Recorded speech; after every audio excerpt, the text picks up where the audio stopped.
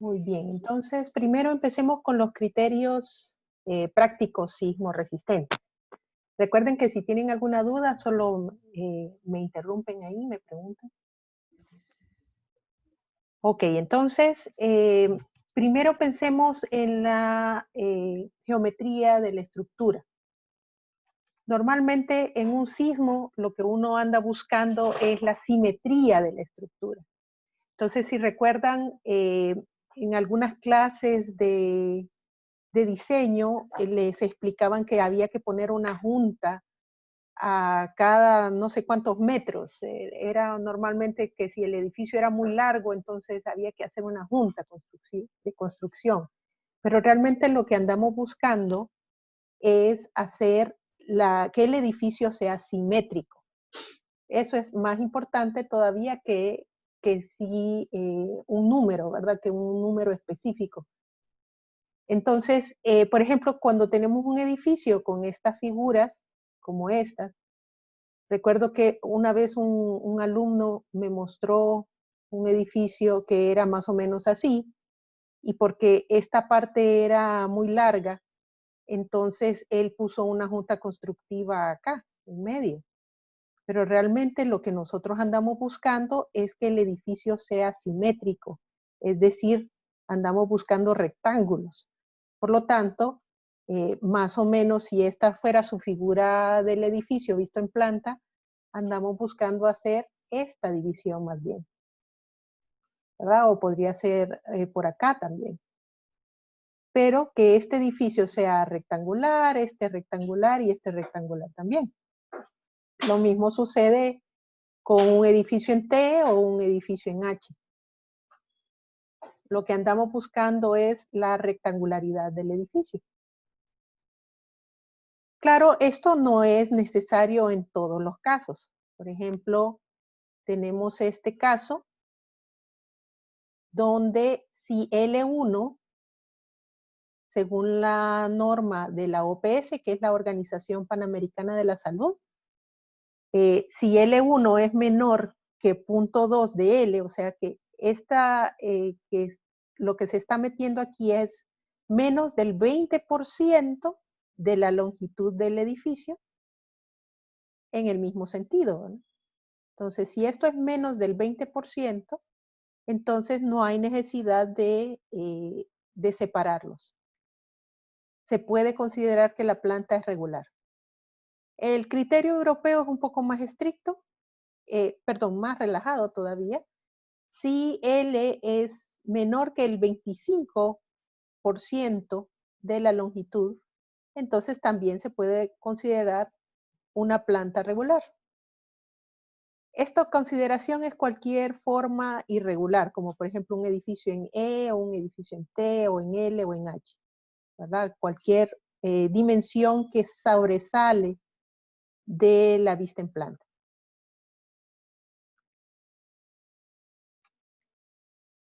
El criterio que les mencionaba del edificio largo es que en algunos sismos, edificios largos como este tendieron a volcarse.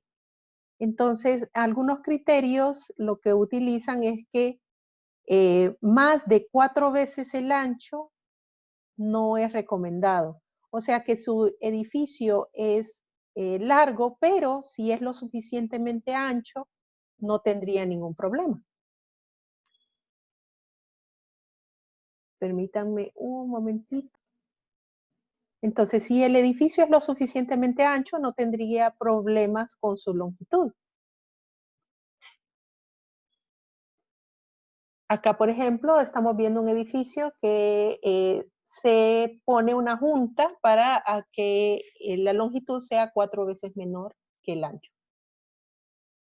Pero como les digo, si esta longitud, por ejemplo, es, digamos, 10 metros, pero su edificio tiene 10.1, o sea que no significa que por fuerza voy a tener que hacer una junta de 0.1 metro, ¿verdad? Eh, lo ideal sería entonces hacer una repartición simétrica del edificio O en el caso, si puedo vivir con 4.1 cuando la longitud era de 4 lo que me requería, tampoco es, lo mejor es hacer un análisis estructural ya más detallado. Este solo es una regla de dedo, como quien dice. Eso es lo que les quiero decir. Esto es un ejemplo de los edificios demasiado largos que, como ven aquí, se volcaron hacia el lado angosto. Okay. Otra cosa que quiero mencionarles es, por ejemplo, cuando tengo diferencias de nivel en el terreno.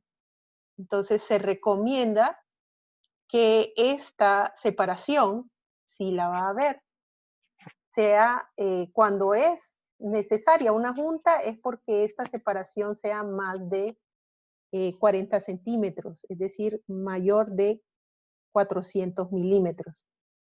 Entonces, si por ejemplo tenemos que este elemento es bastante largo y este también, entonces se pone una junta sísmica, pero como les digo, estas son solamente reglas de dedos. Si su edificio, por ejemplo, tuviera 30.1 metros, no significa que tengo que por fuerza poner una junta. Las zapatas pueden ir unidas, porque lo que estoy tratando es que los edificios no peguen en la parte superior. Entonces, las zapatas sí pueden ser una sola. Por ejemplo, es decir que aquí podría yo poner una sola zapata para estas dos columnas.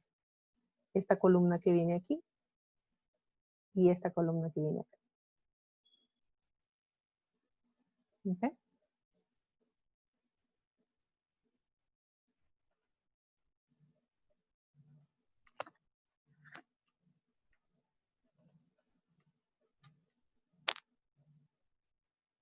También se prefiere tener juntas sísmicas cuando hay cambios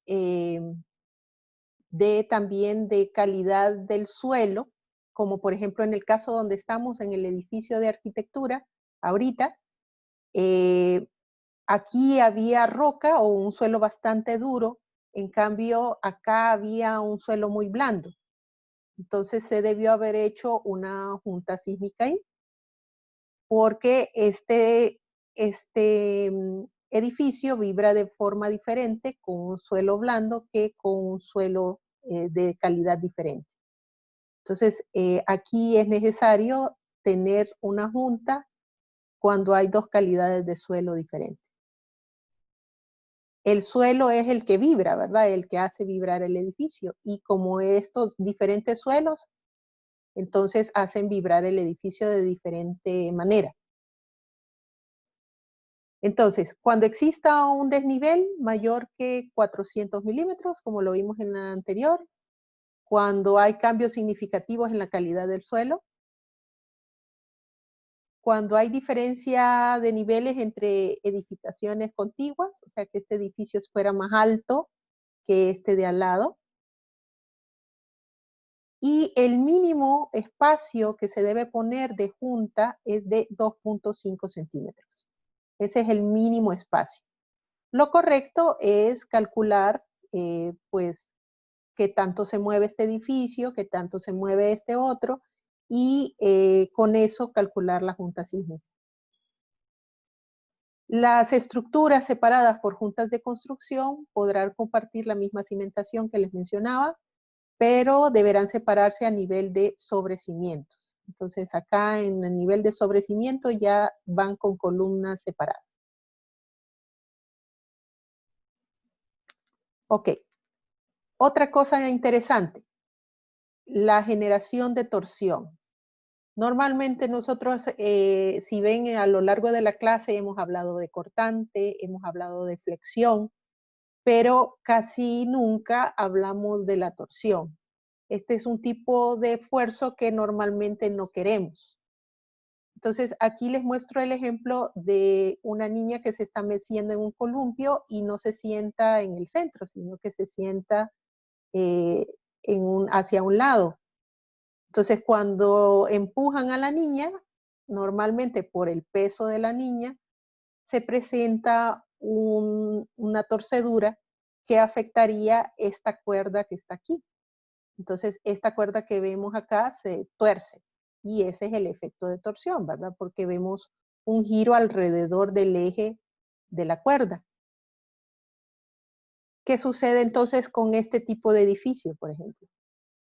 Acá vemos que la mayor rigidez, perdón, la masa está concentrada en un punto del edificio. Este, por ejemplo, coincide con, aquí vemos la vista en planta, con que tenga las gradas, las escaleras, que normalmente le pongo paredes gruesas en un extremo del edificio. O que, por ejemplo, tengo aquí un bloque de gradas, aquí el bloque de elevadores. O esto todavía peor porque tengo un muro de carga en los extremos del edificio. Entonces, aquí estos 3 ejemplos, vemos el caso de la niña sentada en un extremo del edificio.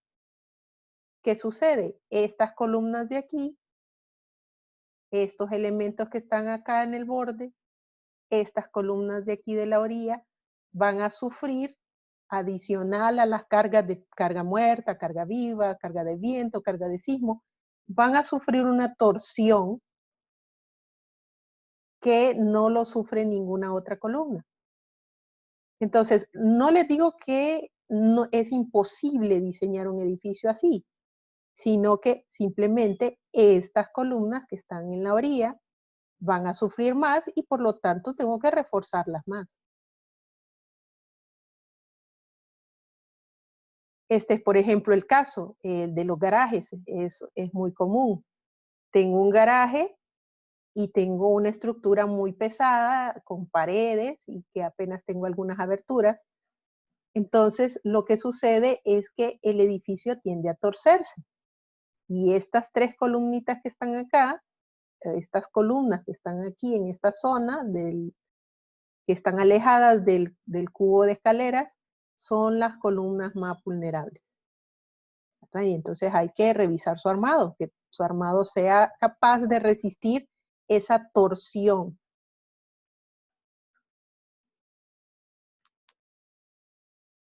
Lo que les decía de que hay que tratar lo menos posible de tener una irregularidad vertical, ¿no? Pero si la va a tener, entonces tiene que diseñar esa estructura para soportar esa torsión que podría tener el edificio. Entonces, este era lo que les decía de poner una junta en esta zona. Entonces, yo pondría una junta aquí, una junta acá, haría este un edificio, este otro y este un tercer edificio. ¿Por qué el de arriba sería un tercero? Todo el cubo, hasta abajo. Pero Todo ¿por el qué son cubo tres? sería. Yo pondría para Okay. que fuera irregular, ¿verdad? Porque si no, si este cubo es uno y esta L es otra, entonces voy a lo de las L's, ¿verdad? Que hay que tratar de evitarlas. Entonces yo pondría una junta de construcción aquí, una junta de construcción acá. Sísmica, perdón, una junta sísmica. Entonces me quedaría un rectángulo aquí que tiene la altura de un piso, otro rectángulo acá que tiene la altura de un piso y este rectángulo que tiene la altura de 1, 2, 3, 4 pisos. ¿Verdad? Siempre buscando ser regular en cuanto a planta y en cuanto a altura. No sé si lo dejé con más dudas.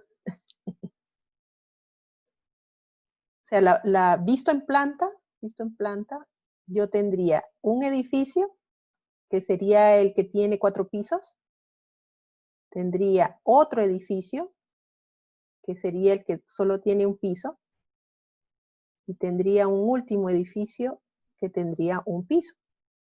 Ok, ahí sí ya. Está bien. Ok. Entonces, en este caso, igual aplica lo de los salientes, ¿verdad? De que si esta saliente es más del 20 o 25%, dependiendo del criterio que quieran usar, ¿verdad? Por parte de la OPS o del criterio europeo. Okay. ¿Qué pasa si yo tengo irregularidad vertical? Como esta. Entonces, lo que sucede es que este edificio tiene una gran masa en la parte superior, como este, y entonces cuando viene el sismo, la parte de abajo tiende a sufrir mucho y las columnas colapsan, ¿verdad? En este caso, fallaron las columnas del primer piso y todo se vino abajo. En este caso es muy fácil ver aquí que esto es prácticamente un péndulo. Esto se va a mover bastante por la masa concentrada en la parte de arriba. Y eso va a hacer que sufra bastante las columnas que están aquí abajo.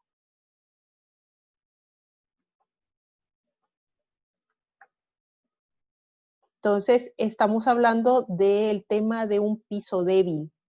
Por ejemplo, en este caso, que tenemos estas paredes que no llegan hasta abajo, porque normalmente en un parqueo yo quiero tener el espacio abierto, ¿no? Entonces, estas paredes no están llegando aquí abajo, como en el caso de este edificio, ¿verdad? O que una columna no llegue hasta el piso también. Por ejemplo, esta columna está apoyada en una viga. Entonces, eso hace que estas columnas de acá sufran en el caso de un sismo. O que tengamos, por ejemplo, no columnas, sino que paredes. También hace que este elemento sea bien pesado comparado con el elemento de abajo. En esos casos, entonces lo que hay que hacer es reforzar las columnas de abajo. Por ejemplo, una solución podrían ser arriostres, como ven aquí en esta fotografía. Arriostres, como ven acá. Claro, siempre tomando en cuenta el espacio que necesito libre para pasar. Entonces, si ustedes han observado el parqueo de Multiplaza, ¿verdad? Los sótanos, así están con estos arriostres, para que los parqueos, que solo son columnas y sostienen todo el mall en la parte de arriba, ¿verdad? Entonces, se reforzaron con arriostres. Entonces, pueden ser arriostres así en X, como ven aquí en la foto, o arriostres en B, como ven en este. Los del mole son arriostres en B, como este.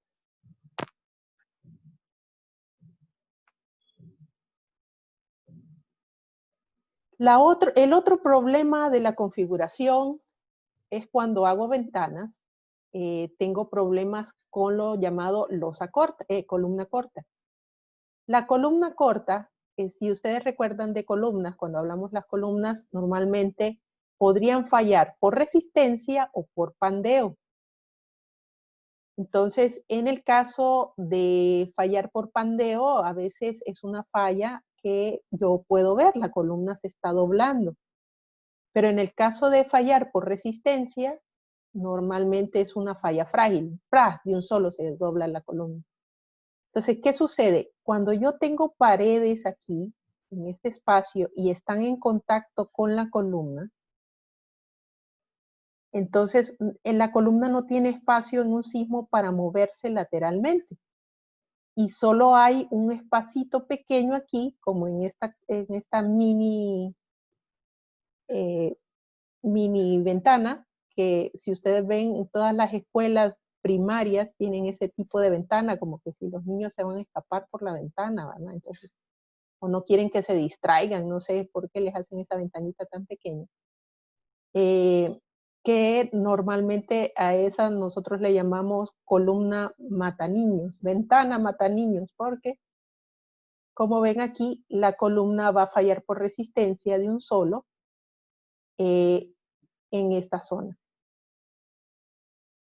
¿Cómo puedo prevenir que esto no ocurra?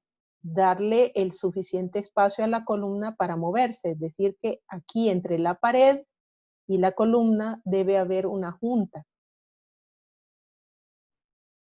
Aquí, por ejemplo, vemos este caso donde tenemos columna corta. Por ejemplo, esto podría ser una vista lateral donde yo quiero una entrada con doble altura o con una altura intermedia. Entonces, en este caso, esta columna que ven aquí, esta, no la que está circulada, sino que esta de acá, se convierte en una columna corta, como la columna que les mostraba en la foto anterior. Entonces, lo que sucede es que esa columna se aplasta, como ven aquí en la foto, la columna se aplasta y el edificio colapsa por ese lado. Aquí vemos otro ejemplo de columna corta. Entonces, ¿qué hay que hacer? Reforzar más con anillos esta zona de aquí para que el concreto resista un poco más. O simplemente no hacer este tipo de cambios bruscos, ¿verdad? En el desnivel. Especialmente en una zona sísmica alta. Este es otro error, ¿verdad? Colocar que vigas, por ejemplo, no coincide el eje de la viga con el eje de la columna. En este caso, esta es una fotografía donde esta viga se puso justo debajo de una pared. Y es lógico, yo quiero poner una viga para que soporte una pared pesada. Pero lo que estoy causando aquí es que, por ejemplo, la reacción de esta viga, en vez de estar directamente en la columna, estoy creando una reacción muy cerca de la zona de cortante donde esta otra viga es débil, ¿verdad? En el cortante, en cuanto a cortante, ¿verdad? O sea que esta otra viga que está aquí, esta otra viga que está acá, recibe una carga bastante pesada cerca de su apoyo, haciéndola vulnerable al cortante. ¿Recuerdan? Las cortantes eran falla frágil, ¿verdad? Era una falla frágil. Entonces, esto no es que sea imposible de diseñar, yo puedo poner un montón de anillos aquí para que sea resistente a esto, pero la idea es hacer un diseño que no esté con este tipo de puntos débiles.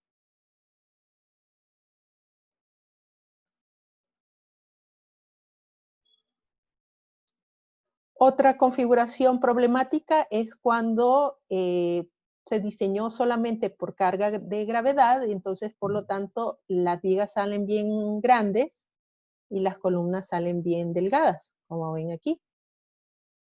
Entonces, ¿quién creen que va a fallar primero? En caso de falla, en caso de que fuera a fallar el edificio, ¿quién creen que va a fallar primero, la columna o la viga? Entonces, por eso es que una de las formas de predimensionar que les mencionaba es que mínimo la altura de la viga fuera el ancho de la columna, para no tener este caso de que la viga es la fuerte y la columna es la débil. En cuanto a peligro sísmico, como les mencionaba, ¿verdad? Las zonas rojas, en este caso la zona 5A, 4B, son las zonas de alto riesgo sísmico. Entonces, las zonas de Choluteca, de Santa Rosa de Copán, de Nueva Ocotepeque, todas estas zonas de occidente y del sur son zonas de alto riesgo sísmico. Tenemos riesgo moderado en San Pedro y Tegucigalpa y Comayagua, y zonas de riesgo bajo en las zonas de Olancho y más o menos de estas zonas que están por aquí.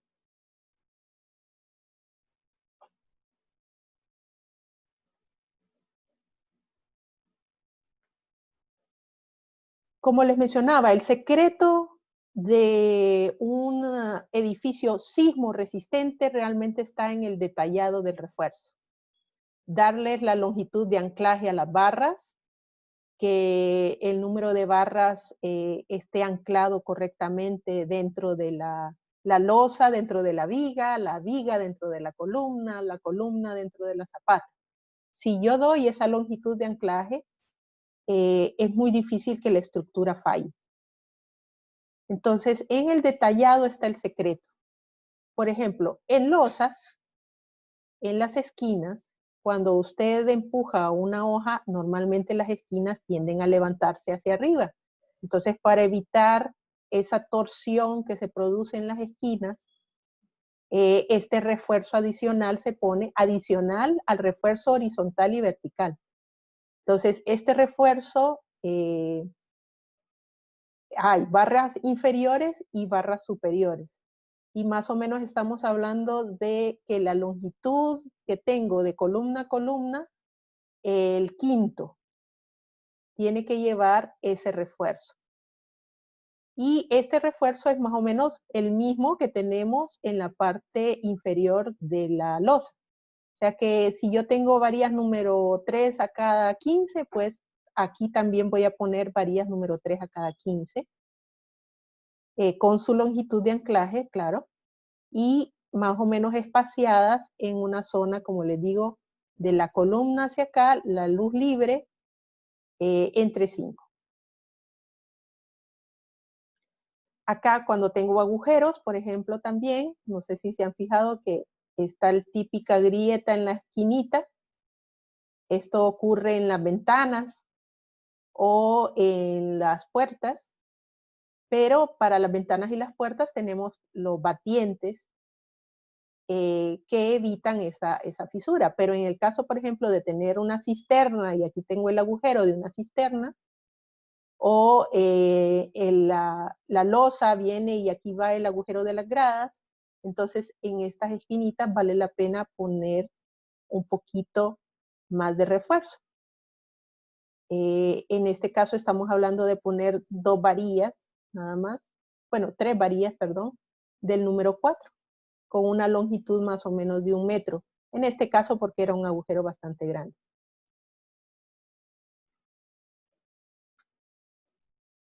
Lo mismo les mencionaba para las escaleras. Las escaleras pueden ser muy fáciles de diseñar porque al final estamos hablando de una viga que está inclinada.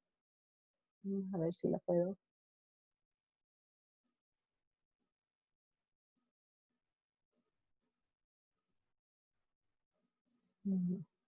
Bueno, la viga inclinada, entonces el elemento que está inclinado, que se diseña aquí con un apoyo, que sería esta viga que está acá, y el suelo o el descanso, la viga que está aquí en el descanso. Entonces, normalmente no es necesario diseñar para la longitud inclinada, sino que yo puedo diseñar para la longitud horizontal. Entonces, yo calculo esta carga anaranjada y le pongo como carga uniformemente distribuida a una viga simplemente apoyada, ¿verdad? Le pongo una carga uniformemente distribuida y diseño para pues una viga que está simplemente apoyada. O sea que el acero principal al final es este acero que está aquí. Porque es el que estoy diseñando acá, de la viga. Ese acero es este acero que ven acá, este que va inclinado siguiendo la inclinación de la viga. Pero como tenemos aquí un cambio de dirección, que sucede lo mismo que cuando les comentaba de que cada vez que yo tengo un cambio de dirección del armado, lo que está sucediendo es que yo tengo una concentración de esfuerzos. Entonces, este no está bien. Tengo que poner ese refuerzo que yo calculé aquí, lo tengo que continuar. Si se fijan, es esta barra que viene aquí, se dobla. Le puse este doblez solo para que vieran que aquí viene, ¿no?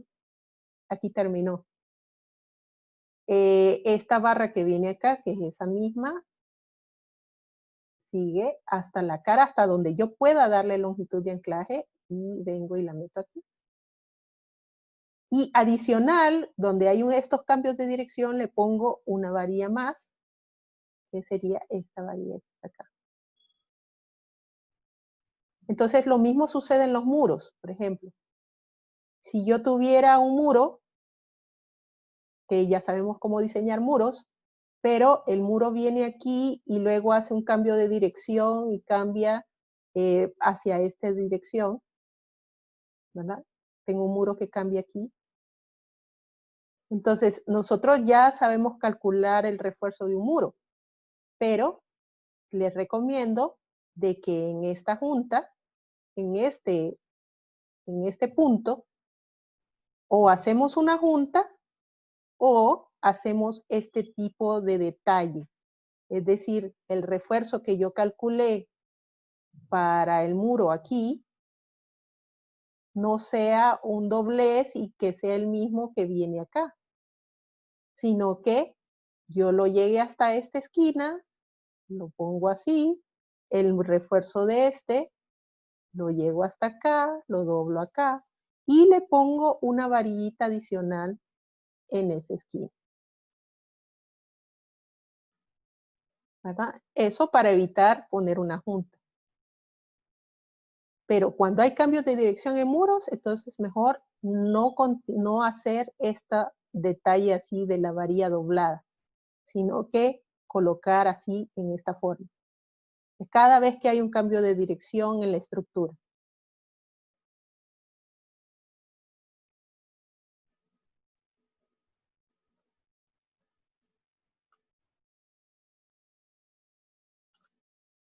Ok.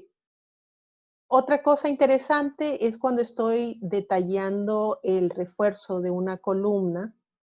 Como ven aquí, esta es una columna bien cargada. Tengo vigas que vienen acá, vigas que vienen del otro lado, vigas que vienen por acá, más el armado en sí de la columna. Entonces se vuelve un montón de acero en el nodo de la columna. Más si hay traslapes de las varillas que vienen en sentido vertical, también podría tener un problema. Entonces, es muy importante hacer como las varillas en 3D. ¿Cómo las voy a doblar? ¿Cómo las voy a meter? Para ver si me queda el espacio del colado del acero, perdón, sí, del colado del concreto, en esta no queden canecheras. Y cómo vienen estas varillas para ver si no necesito hacerles dobleces o pueden ir así que no estorben el acero de la columna. Entonces, por eso es muy importante este detallado de aquí, especialmente cuando tengo un montón de vigas que llegan a una sola, a una posición acá.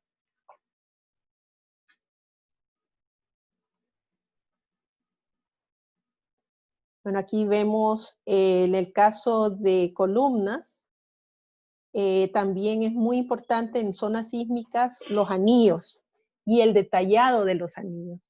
Entonces aquí hay varias recomendaciones de cuando tengo diferentes cantidades de varillas, cómo se recomienda colocarlas. Y qué anillos o alacranes, como en este caso que se pusieron unos alacranes adicionales, se recomiendan cuando los espacios entre varillas queda, por ejemplo, en este caso, mayor a 6 pulgadas, que son 150 milímetros. Entonces, si este espacio aquí, entre barras, aquí, este espacio, es menor de 6, no es necesario. Pero si es mayor de 6 pulgadas, entonces se recomienda poner este elemento que está acá. O en este caso, los agrupo como es de esta manera y así también no necesitaría ese anillo. En este caso acá con 10 barras también se recomienda poner estos como U's. Se puede poner una U en vez de un alacrán. O hacer un anillo completo, ¿verdad? Todavía mejor.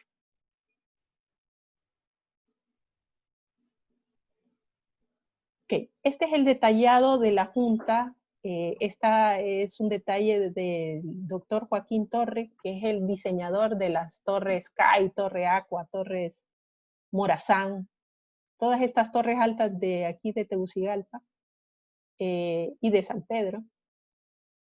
Están diseñadas con esta junta que les mencionaba, que es para evitar la columna corta, que es una junta también para evitar que la pared esté involucrada con mi marco. Aquí tengo la losa o la viga, en este caso como son el detallado de esas losas sin vigas, entonces acá está la losa, pero podría ser una viga, ¿verdad? También. Y lo que él le pone entre toda la estructura y la pared es un relleno con poliestireno extruido, que es más o menos parecido al que el Durapax, el que se usa para los televisores, ¿no? Para evitar que los televisores se golpeen en la caja. Entonces, este es el Durapax. Acá le está poniendo 0.07 de metros, o sea, 7 centímetros de junta. Pero este es porque estamos hablando de estos edificios muy altos. No es necesario si tengo un edificio más bajo. Pero lo que ven aquí es que está separando completamente la estructura de la pared. Pero siempre se ponen algunas varillitas, unas varillitas, 2 varillitas, acá, porque tampoco es que quiero golpear la pared y que se caiga fácilmente, ¿no? Entonces, acá se ponen un máximo cada 2 metros. Es como que le estuviera poniendo un castillito, una varita, para que la pared no se caiga. Entonces, lo que estamos diciendo es que no hacer este tipo de unión, como ven acá, no poner castillos justo pegados a las paredes, sino que tratar de dejar esta junta acá, especialmente en zonas sísmicas altas. Entonces, estas medias paredes son la muerte, ¿verdad? Como les decía, es provoca lo de la columna corta aquí. Entonces andamos buscando poner una junta allí, cerca de las paredes, cerca de la columna. ¿Esa foto la tomó usted o la sacó de internet? Esta, lastimosamente, es del centro cívico gubernamental. Oh, sí.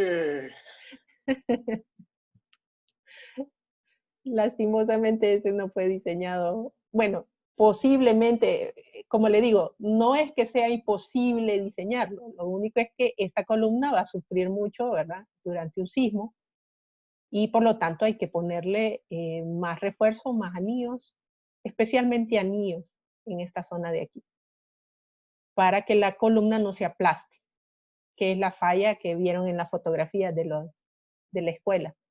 Entonces, para que la columna no se aplaste, entonces le pongo un montón de anillos en esta zona. O sea que no es imposible, pero no es recomendable.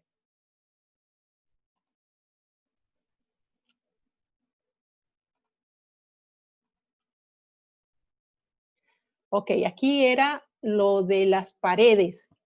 Si las paredes están en contacto con la estructura, como vemos acá, si no hago esta junta aquí, lo que va a pasar es que la pared es muy buena.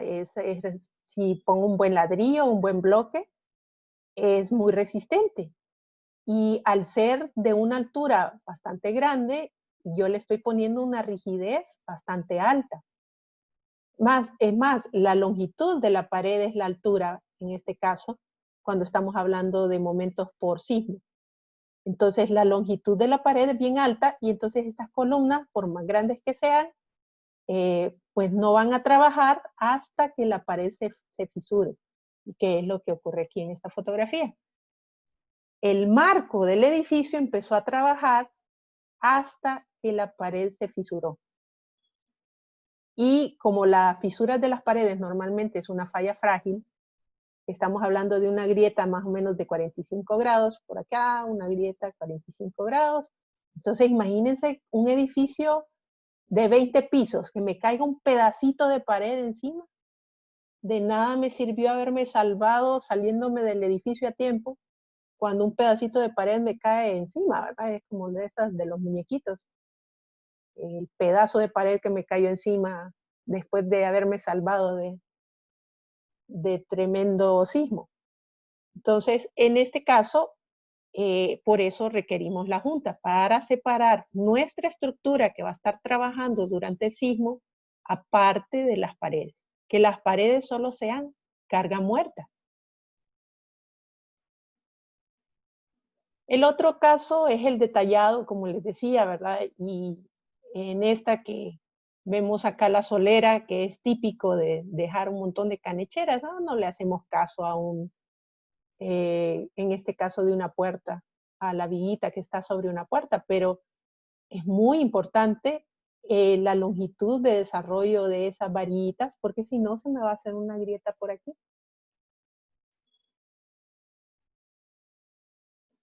Este es el mol, la grieta por cortante que estaba sufriendo antes de que le hicieran rehabilitación. Este es el edificio de estacionamiento del Mall Multiplaza en el año 2019. Entonces tuvimos la ventaja de tomarle una foto cómo era la falla por cortante antes de que le pusieran esos refuerzos metálicos que le estaban colocando. Y aún así dejaban pasar carros adentro del estacionamiento, por mientras estaban haciendo el refuerzo, dejaban pasar carros ahí. Entonces, esta grieta de cortante no se presentó al inicio de la construcción, sino que esta es una falla por fatiga. Como pasa la carga, pasa por ciclos, entonces también se puede presentar una falla por cortante después de varios años de uso del edificio. Esto se pudo haber prevenido con el correcto detallado de los anillos de estas vigas. No que ahora hay que ponerle una estructura metálica y asumir que la estructura de concreto no sirve para nada. Aquí este es otro detalle interesante, no le pusieron la longitud de anclaje de estas barras. Estas barras debieron haber venido aquí de la columna. Estas barras debieron haberse anclado lo más posible, solo dejar aquí la longitud de recubrimiento y anclarlo con un gancho de 90 hacia afuera. Está bien un gancho de 90 hacia adentro, pero como ven aquí hay una diferencia de altura que se pudo haber dejado un poco más. Entonces esta varilla, que es muy gruesa, necesita una bastante longitud de anclaje. Entonces, como no había suficiente longitud de anclaje, se zafó. O sea, de nada estaba el acero ahí, estaba haciendo nada, ¿por qué se zafó? Se arrancó del concreto. Y aquí vemos cómo se zafó el concreto de la unión columna-viga y pues este es el resultado, ¿no? En el caso de un sismo ya más grande, aquí vemos el resultado. Escasez de anclaje en la conexión de la columna con el sistema del piso. Lastimosamente, ¿verdad? Todos los carros que estaban aquí adentro fueron aplastados.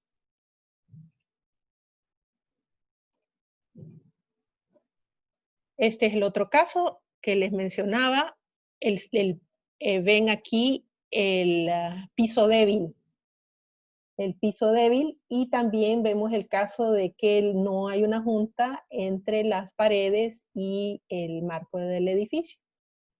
También aquí posiblemente estamos presenciando lo de la columna corta, ¿verdad? Yo diseño para toda esta altura, pero realmente la altura de la columna efectiva es solamente lo que está abierta la ventana, ¿no? Y aquí vemos cómo se aplastó.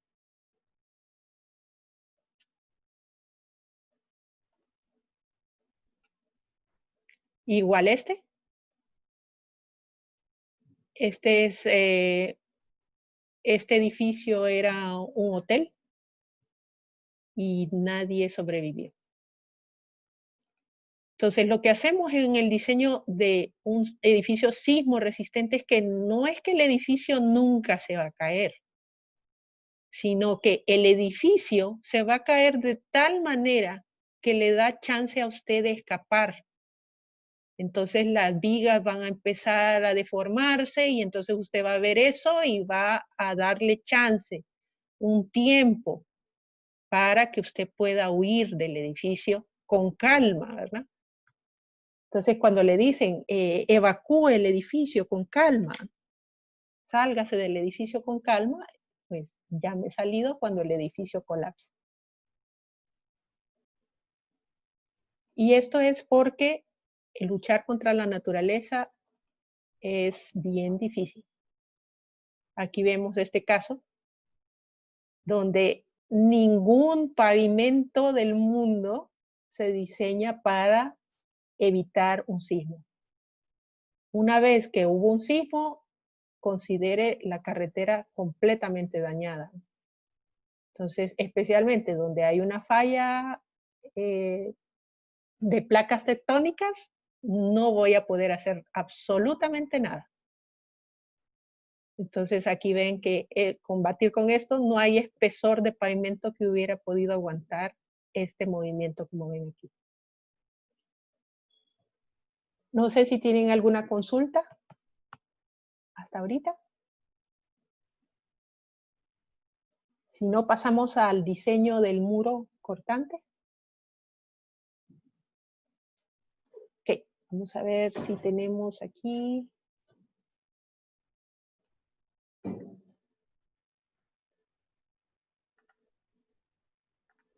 Una pizarra.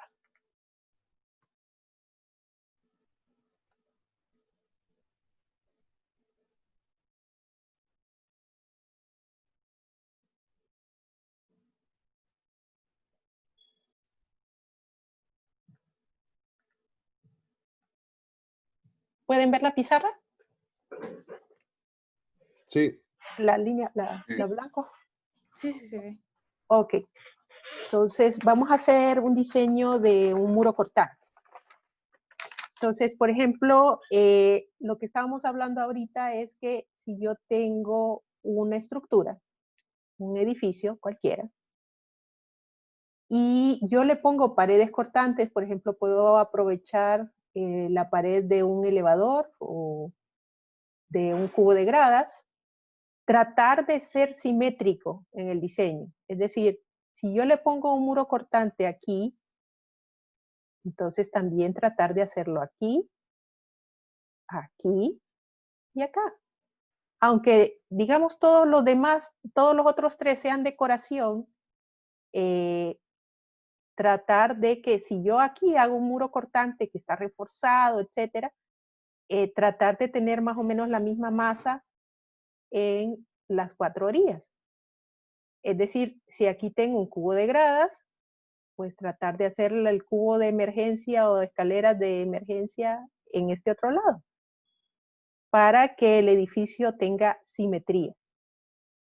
¿Okay? Entonces, la idea es que cuando venga la carga del sismo, que normalmente asumimos una carga horizontal aquí, pues pueda ser combatido de igual manera por todas sus partes, porque si yo tengo una concentración en solo la carga, se va a ir a estas paredes que tengo aquí abajo, porque estas no existen. Entonces, lo que se va a generar es que esa carga puntual se va a ir a esto. O sea, esta carga puntual la van a manejar solamente estos muros y por lo tanto se va a crear un brazo. Si ustedes se fijan, se crea un brazo con respecto al centro del edificio. Entonces tenemos un brazo de aquí a acá ahora, de aquí a acá, que antes no teníamos. Entonces este brazo de aquí a acá, perdón.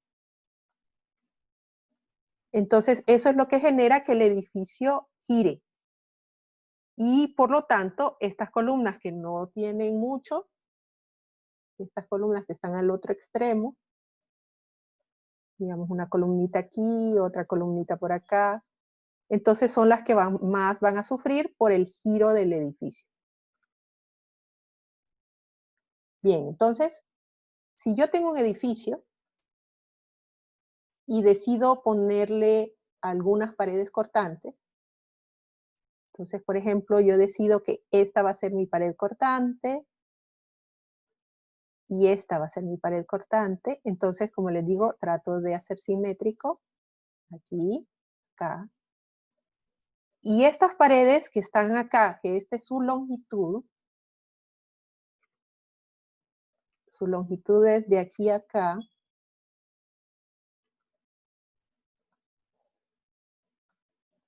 Entonces, en este caso, está aguantando el sismo que viene en esta dirección. Si yo tengo sismo en esta dirección, que sería otro caso de carga, ninguna de estas paredes está ayudando. Para que yo tenga un sismo, para ayudarle al sismo en la otra dirección, yo tendría que tener paredes cortantes en este sentido, o sea, paralelos a este lado. Tendría que tener paredes cortantes aquí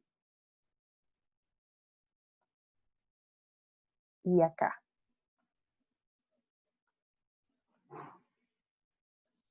Lo mismo sucede con cualquier, no necesariamente tiene que ser sismo, sino que también puede ser viento, ¿verdad? Entonces, si por ejemplo esta carga es la carga de sismo, se le llama cortante basal, ¿verdad? Cortante basal.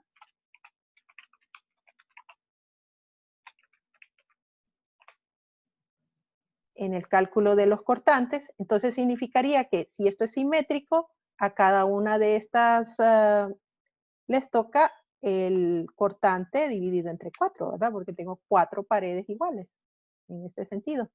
Entonces, a cada una de estas le toca el cortante dividido entre 4. O sea, lo que yo calculo con el código, con los métodos estáticos, pues entonces a cada una de estas paredes le tocaría el cortante. Si solo tengo 2 paredes o una sola pared, por ejemplo, podría tener una sola pared tratando de que quede centrada en el edificio. Entonces, esta pared tendría que aguantar con toda esta carga, ¿vale? Si no tuviera estas otras 4. Si fueran estas 5 paredes, pues entonces la carga dividido entre 5. A cada quien le tocaría así, de manera sencilla, ¿verdad? Viéndolo de manera sencilla. Realmente lo que hay que hacer es un análisis estructural con un software para ver todas las rigideces de las vigas, de las losas, etcétera. Pero así a simple, una solución sencilla, así fácil, rápida de calcular, entonces sería que este cortante lo reparto entre 5 paredes iguales, ¿verdad? Y lo mismo, este cortante de aquí lo reparto entre 4 paredes iguales. Entonces, así más o menos yo puedo calcular la carga que le toca a cada edificio o cada piso. Entonces, por ejemplo, vamos a hacer el caso de que una de estas paredes tiene una carga de viento. Entonces vamos a ponerle cargas de viento aquí en cada entrepiso. Vamos a poner un edificio de 4 pisos. Entonces le vamos a poner 4 cargas puntuales. Esto estamos hablando de cada nivel de entrepiso, donde cada entrepiso tendría esta altura. Y esta pared mide de aquí a acá esta longitud de aquí a acá. Entonces, la altura del entrepiso, pongámosle, ahorita lo vamos a manejar con unidad inglesa porque las fórmulas que tengo del código de la ACI están en unidad inglesa. Entonces vamos a ponerle 15 pies de altura para todos los entrepisos y normalmente se representa con la letra H mayúscula o a veces van a encontrar en el código como HW.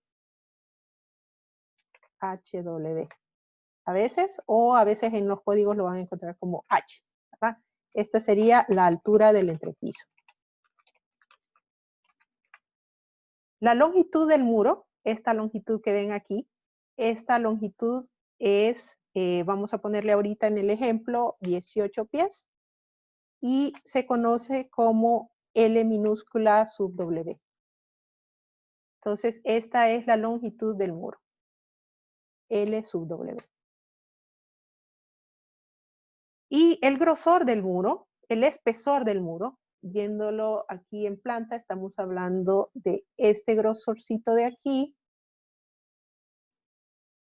Ese grosor se le conoce con la letra H minúscula.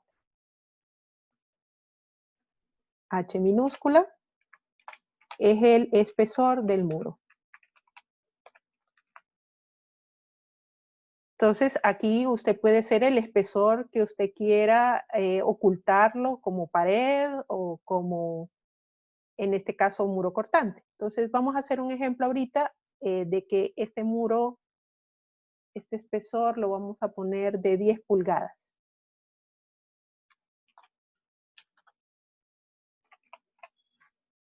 ¿Okay? Entonces, tenemos la altura del entrepiso, más o menos la longitud de la pared cortante que me dio, que hacía que el edificio no se moviera tanto, y tengo las fuerzas de cada entrepiso que se calculan con el código, o podría ser el viento también. Entonces vamos a ponerle valores a esas cargas. Le voy a poner 100 kips al primer piso, segundo piso 75. Esta podría ser la carga de viento, entre más alto, más grande. 25 kips. Entonces ya tenemos las cargas de todos los niveles. Este más o menos para enseñarles, este es, ay, perdón. Este es el edificio. Aquí está el suelo. Entonces aquí es donde modelaría el empotramiento. Y acá en este caso están los entrepisos a este nivel.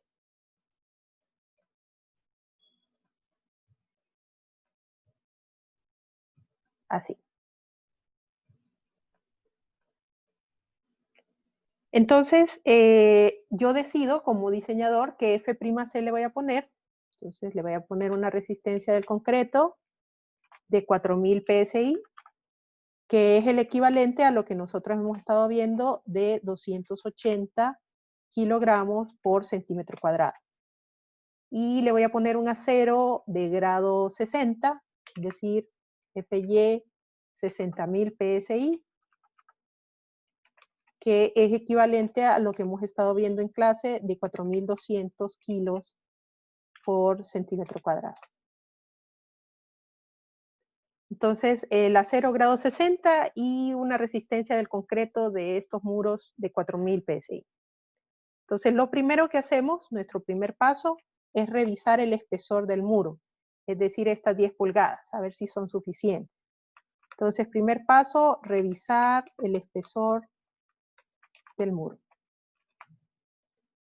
Entonces, digamos que estas combinaciones de carga son carga muerta, carga viva, carga de viento. Entonces, si nosotros tenemos esa combinación, el código nos dice que es 0.75 de 1.4 de la carga muerta, más 1.7 de la carga viva, más 1.7 del viento.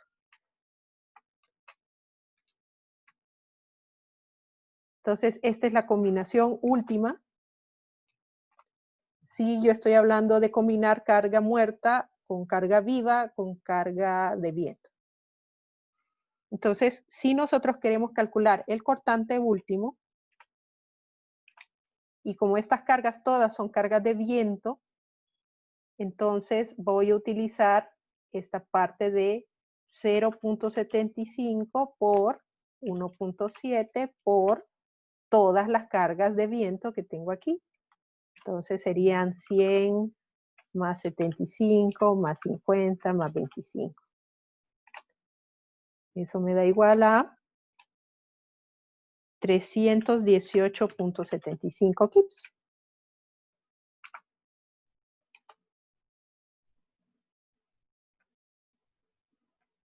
Y esa sería nuestra cortante. Ok. Ahora vamos a calcular el peralte efectivo. El peralte efectivo, en este caso, en un muro cortante, estamos hablando de, si lo vemos en planta, si vemos en planta el muro, o sea que aquí tenemos la dimensión de aquí a acá de 18 pies, LW, y aquí estoy viendo el espesor del muro, H minúscula. Entonces, el peralte efectivo yo lo puedo asumir ahorita como el 80% de LW. Entonces, el peralte efectivo D es igual a el 80% de LW. Después lo puedo calcular exactamente, pero ahorita puedo asumir que es más o menos el 80% de él. Entonces, este es como tener una gran viga que tiene ancho H y altura LW. Y yo estoy calculando el peralte efectivo, que es donde está el armado aquí concentrado, y más o menos eso es de 0.8 de LW. Entonces, el peralte efectivo en nuestro caso sería, en nuestro ejemplo, sería 0.8 por 18 pies, lo voy a pasar a pulgadas, multiplicándolo por 12. Entonces, ese 12 que ven ahí es solo conversión. 12 pulgadas tiene un pie.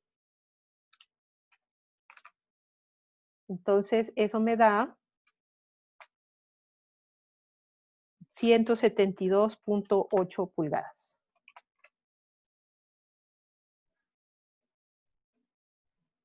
Ok. Nosotros tenemos multiplicadores bastante grandes y por lo tanto el phi, que si recuerdan era el coeficiente de reducción de la resistencia, nosotros usamos para cortante, usamos igual a 0.85 en el shock. Pero ustedes van a ver que en el ACI, ¿verdad? En el ACI, en la norma americana, el phi es de 0.75.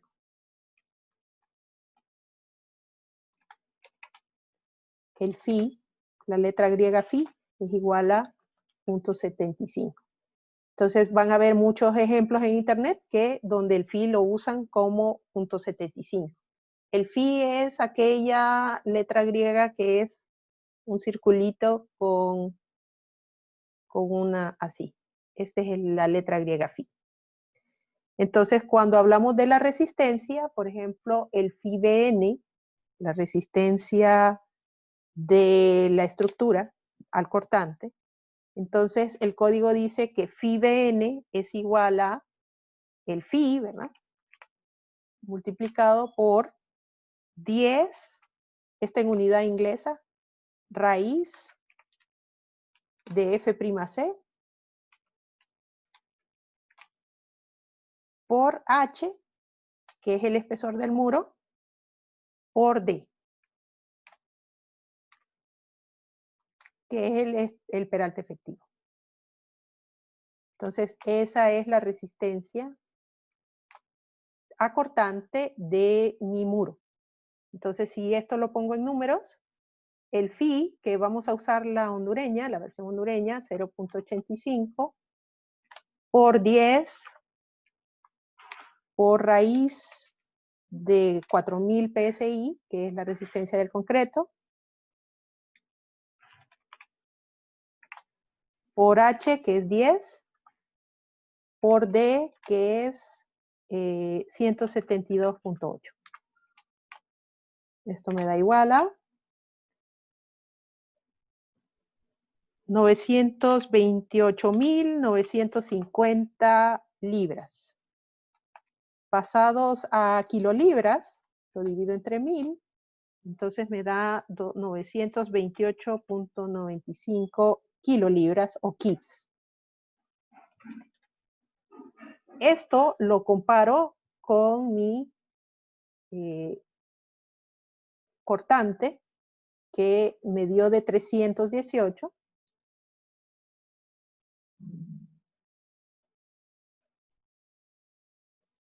Vamos a ponerlo acá abajo. Este es phi Vn. Phi Vn es igual a esto. Entonces, la resistencia debe ser mayor que la carga última.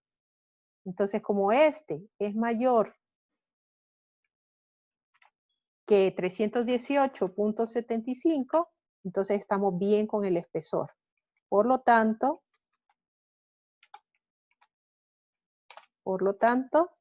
el espesor es suficiente.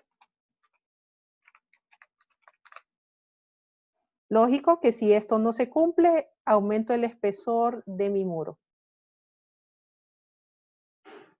¿Okay? Entonces ya hicimos nuestro primer paso de revisar el espesor del muro. Siguiente paso, segundo paso. Calcular si el cortante en la zona crítica es suficiente.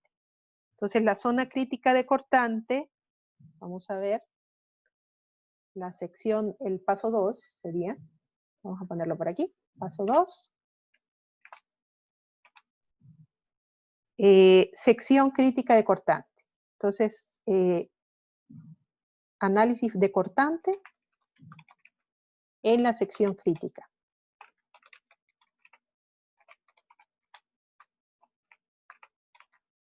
Okay. La sección crítica se le llama al menor de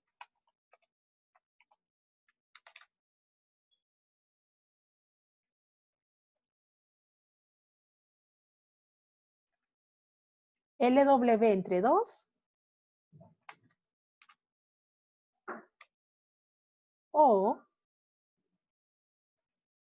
la altura del entrepiso, H mayúscula, entre 2.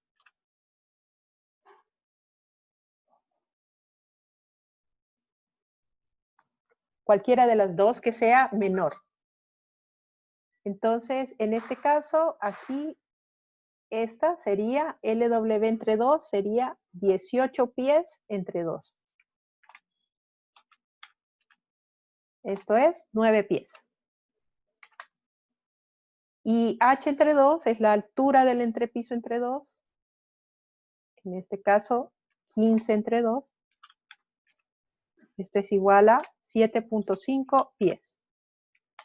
Entonces gana 7.5 pies. Esta es donde está la sección crítica. ¿Qué quiere decir eso? Que el cortante por donde se va a rajar este muro está a 7.5 del piso. Entonces, la altura de esta sección crítica, esto es lo que acabo de encontrar ahorita, es de 7.5 pies. Entonces, voy a calcular el cortante a este punto, en ese punto. Y también voy a calcular la carga de peso propio, la carga axial y todos los anchos de carga muerta y carga viva que estén aquí. Y los momentos debido a estas cargas también en ese punto. Entonces, ya tenemos el cortante, el BU. Ahora vamos a calcular el NU, la carga axial. Entonces, digamos que este muro no está conectado con alguna otra carga muerta. Entonces vamos a asumir que solo tiene el peso propio. Entonces quiero calcular el peso propio hasta este nivel. Por lo tanto, esto va a ser los factores de carga muerta. Si vemos aquí en nuestra combinación de carga, serían 0.75 de 1.4 porque es carga muerta. Y el peso del muro es igual a 0.15 kips por metro cúbico, es la densidad del concreto. Nosotros estamos usando 2400, ¿verdad? La densidad del concreto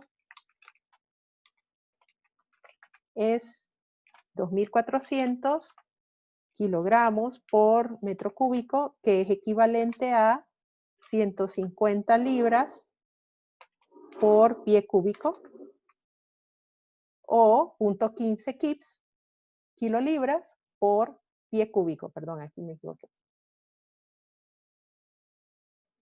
Pie cúbico.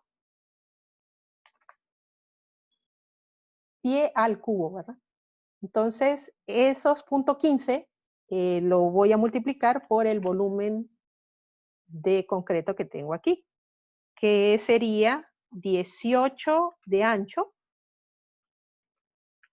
por 60 de alto, ¿verdad? Porque aquí tengo 15 por 4, 60, ¿verdad? 15, 60 pies de aquí hasta acá abajo, pero a eso le voy a restar, porque lo quiero hasta la sección crítica, le voy a restar el 7.5 de la sección crítica de cortante.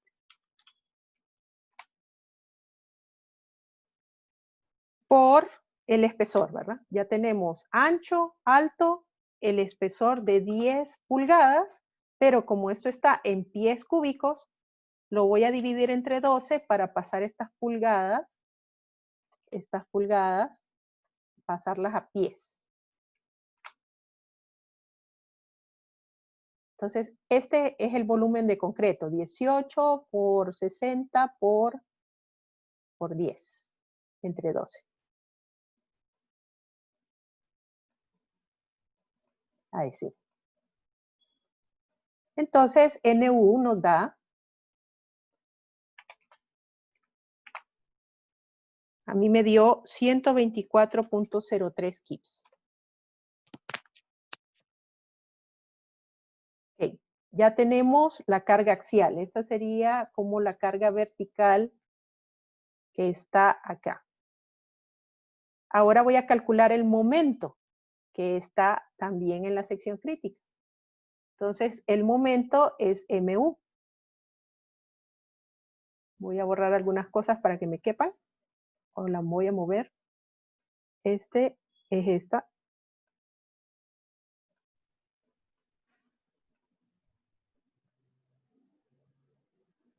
Y voy a borrar un poquito el muro ahorita.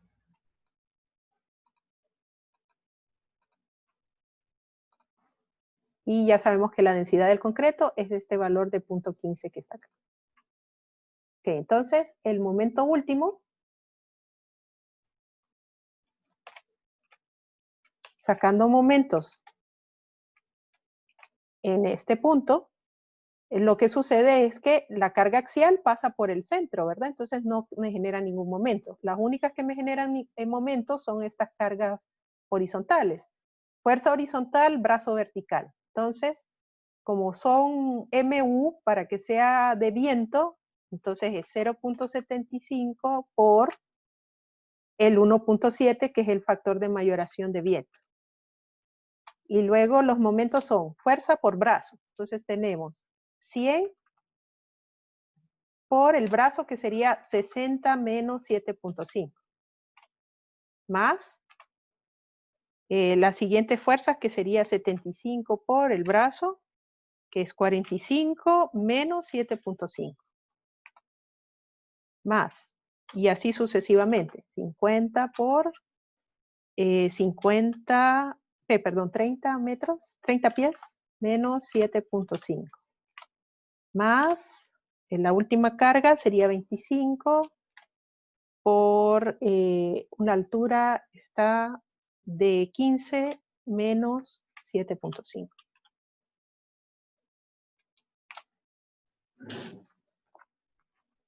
Okay, creo que ahí cometí un error. A ver, sí, creo que calculé mal. Si son tan amables, calcúlenme cuánto sería el momento último ahí. Creo que lo tengo mal. Este brazo lo puse mal. Si son tan amables y tienen calculadora, calcúlenme el momento ahí.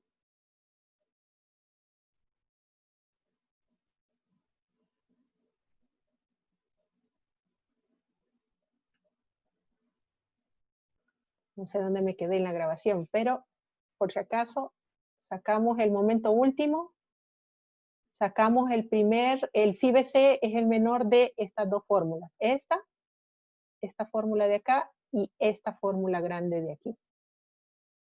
Entonces, esta fórmula pequeña nos dio de 3090.34. Ahora vamos a sacar la fórmula grande. Entonces acá es phi, que es 0.85, por todo esto por 0.6 raíz de f'(c), que es 4000, más LW, que es 18, lo tenemos que multiplicar por 12 para pasarlo a pulgadas. Todo esto por 1.25 raíz de f'(c), más 0.2 por NU, que es nuestra fuerza axial, el peso propio del muro, hasta esta de cortante, la sección crítica de cortante. Lo divido entre LW, que hay que multiplicarlo por 12, H, que es el espesor del muro, en este caso 10 pulgadas. Todo esto dividido entre MU, que es el momento que acabamos de sacar acá, hay que multiplicarlo por 12 para pasarlo a pulgadas. BU, que es este BU que está acá, más LW, 18 por 12, dividido entre 2. Por H, que es el espesor del muro, y D, que es el peralte efectivo de 172.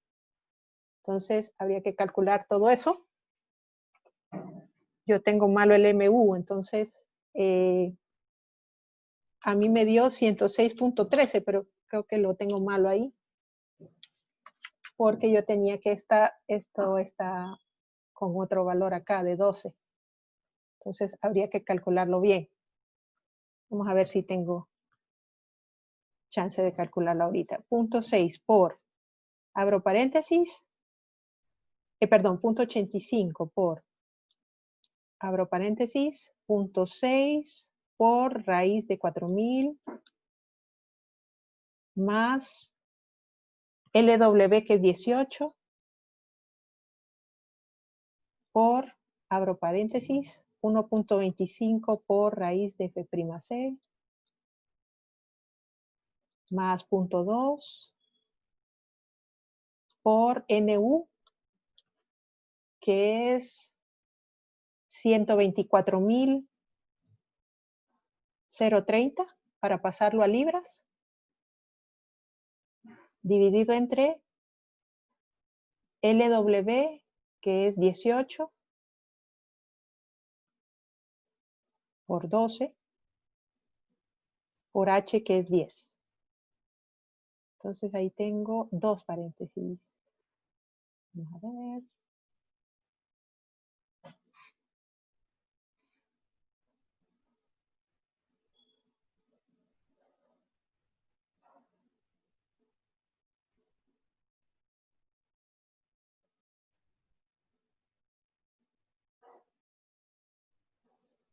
Sí, dos paréntesis.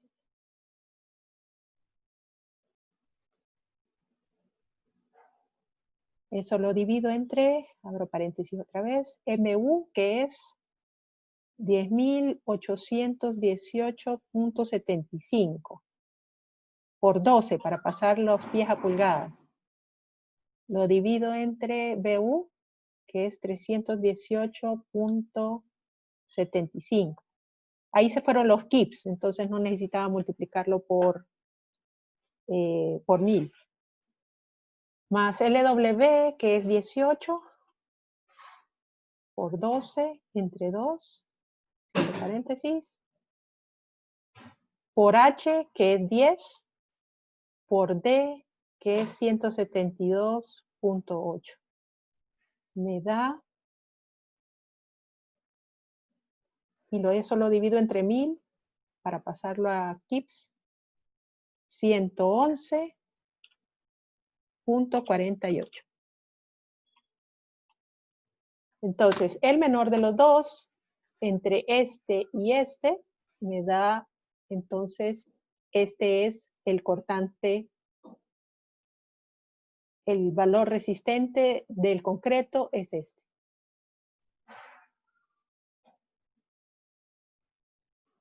Este de aquí. Entonces, ahora voy a ver si ocupo armado. Entonces, vamos a borrar por aquí.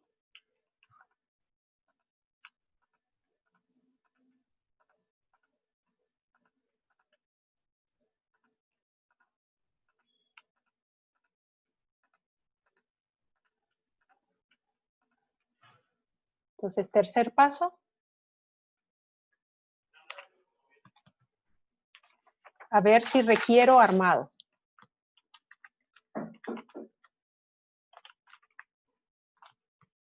Entonces, si no requiriera armado, el phi-BC entre 2, según me dice el código, phi-BC entre 2, o sea, la resistencia del concreto entre 2, sería suficiente para aguantar cualquier cortante. Entonces, en este caso, tenemos 111.48 entre 2, nos da 55.74 kips. Pero, lastimosamente, este es menor que el cortante último que tenemos acá, de 318.75 kips, y por lo tanto requiero de armado. Sí requiero. Si hubiera sido mayor, no necesitaría armar el muro. Pero lastimosamente sí requiere. Y la mayoría de las veces sí requiere.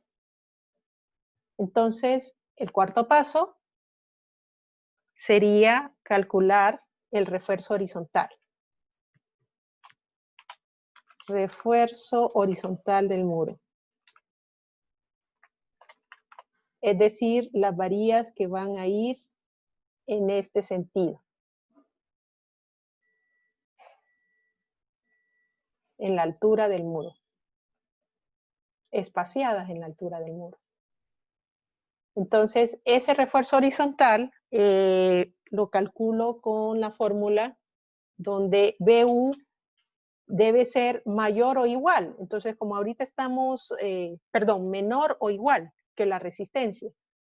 Pero como ahorita estamos diseñando, pues lo mínimo es que sea igual. Entonces, phi por la resistencia del concreto más la resistencia del acero, que es lo que queremos calcular. Entonces, esto significa que esto va a ser igual a phi-BC,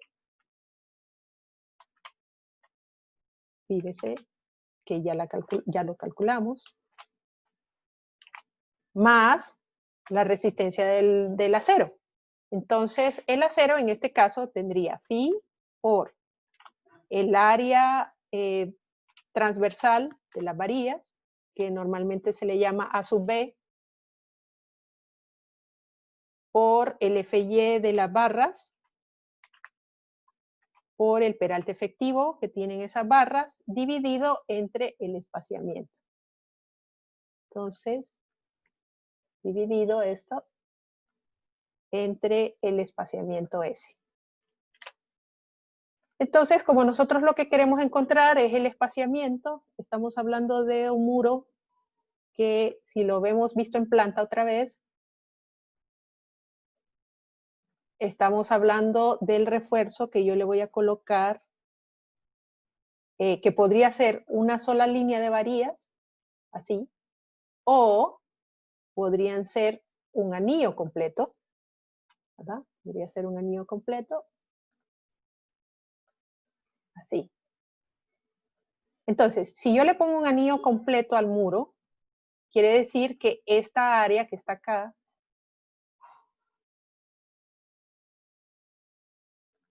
esta área que dice AB, serían dos líneas de varillas, es decir, esta de aquí y esta otra de acá. Entonces, en este caso, si usamos varilla, por ejemplo, varilla número 4, el área de una barra número 4 es de 0.2 pulgadas cuadradas. Por lo tanto, si yo calculo AB, en este caso, como tengo dos líneas de barras, esta de aquí y esta de acá, entonces el área vertical, estas serían las áreas verticales, serían dos veces el área de una barra número 4. Si solo le pongo una línea de barras, pues solo sería una. Pero ahorita como le estoy poniendo dos líneas, acá y acá, entonces es 2 veces 0.2. Entonces despejo para el espaciamiento, aquí con esta fórmula, y me queda que es igual a una división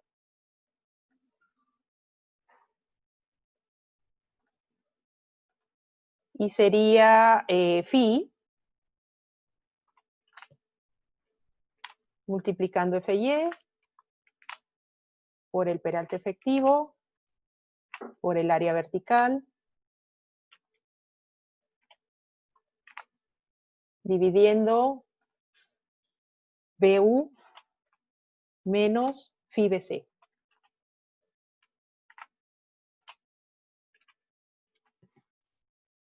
Entonces, poniendo ya en números esto,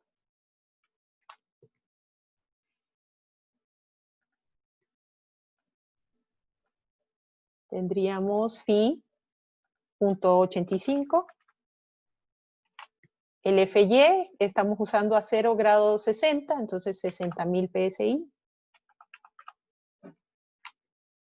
El peralte efectivo, que es de 172.8 pulgadas, por el área de las varillas, que como les digo, si lo pongo así en forma de anillo, entonces sería 2 veces 0.2 si voy a usar varilla número 4. Y en la parte de abajo sería el BU, que aquí lo calculamos como 318,750. Si lo multiplico ya por 1000 para pasarlo a libras. Menos el phi BC, que dijimos que era el menor de esos dos valores, entonces me queda como 111.480 si paso estos kips a libras. Los puse en libras porque el FY está en libras, ¿verdad? Está en libras aquí. Entonces, esto me da igual.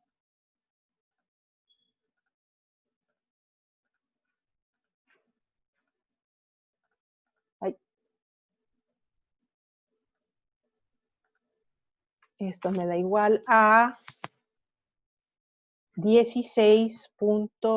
No, perdón. Cambia porque yo tenía malo el phi BC. Permítanme, voy a calcularlo aquí.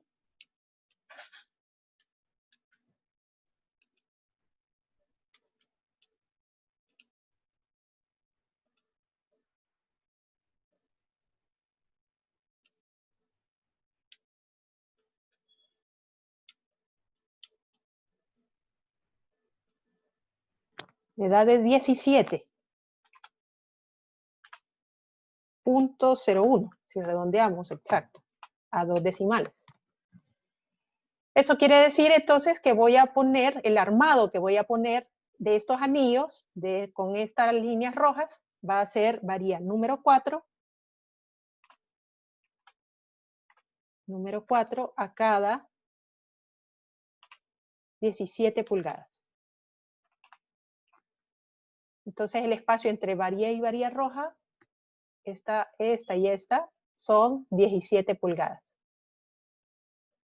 Tengo que revisar el espaciamiento máximo y el acero mínimo. Entonces, espaciamiento máximo es el menor de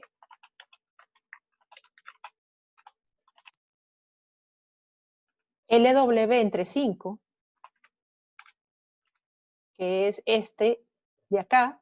Vamos a poner de un solo 18 por 12 para pasarlo a pulgadas, entre 5. Esto me da 43.2 pulgadas. El otro valor es 3 veces el espesor del muro.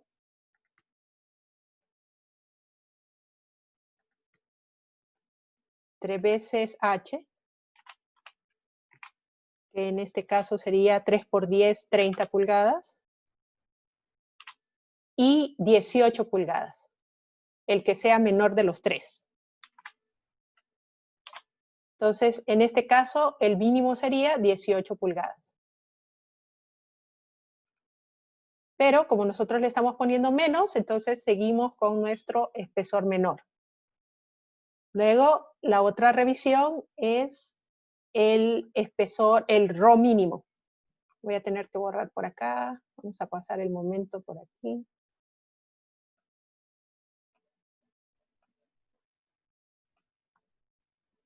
Entonces, el acero mínimo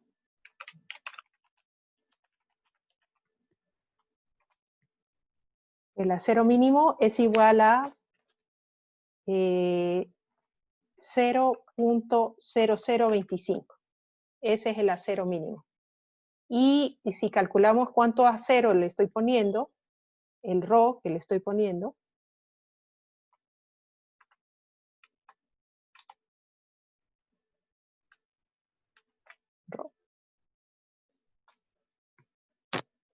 que es la letra como una P medio de lado, es igual a el acero vertical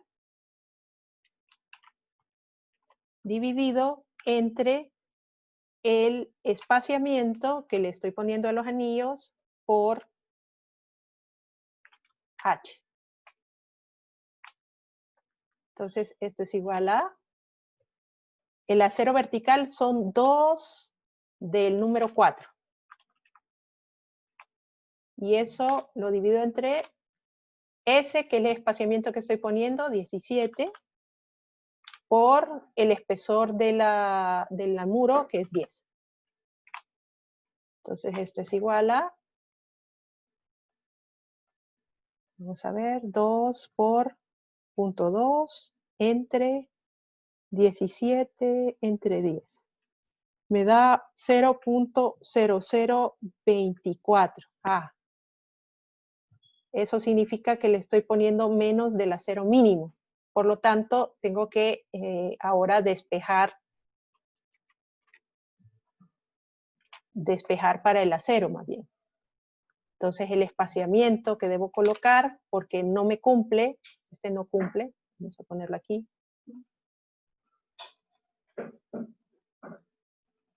Este es menor que el acero mínimo. Entonces, que el Rho mínimo, entonces no cumple.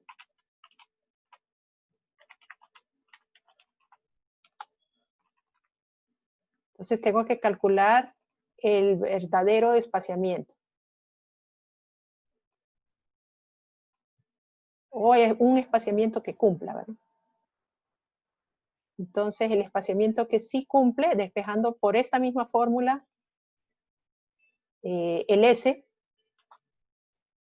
entonces me sale que es el Rho 0.0025, que es lo que debía haber colocado. Vamos a ver, si despejo S, este pasa al otro lado multiplicando, este dividiendo. Entonces sería el área de las varillas, 2 por 0.2 entre el Rho 0.0025 por H. Vamos a ver.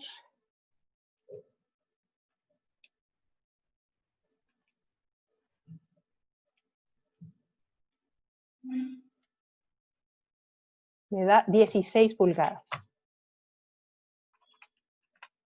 Entonces, este sería el acero final. O sea que no era número 4 a cada 17.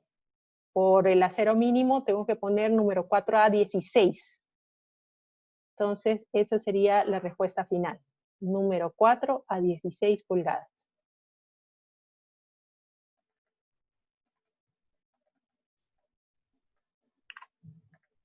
Okay.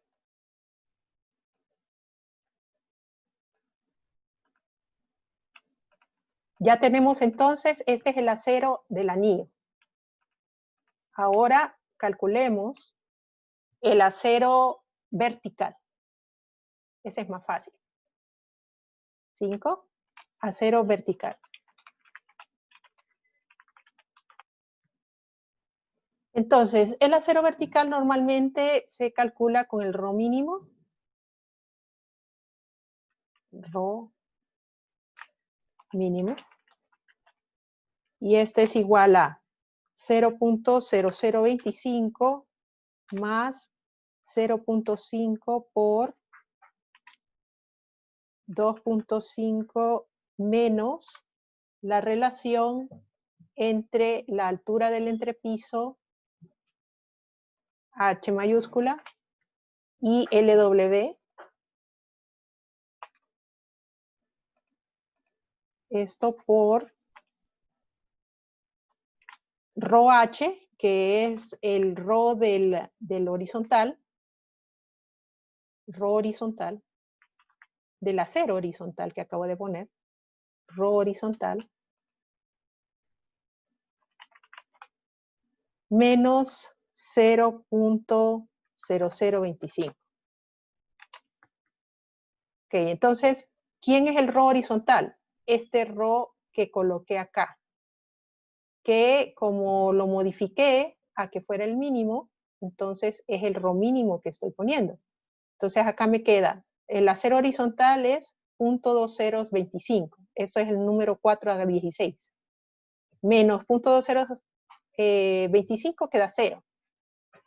0 por todo esto, que es la relación entre H y LW, me queda este al final, 0.025. El rho mínimo vertical va a ser 0.0025.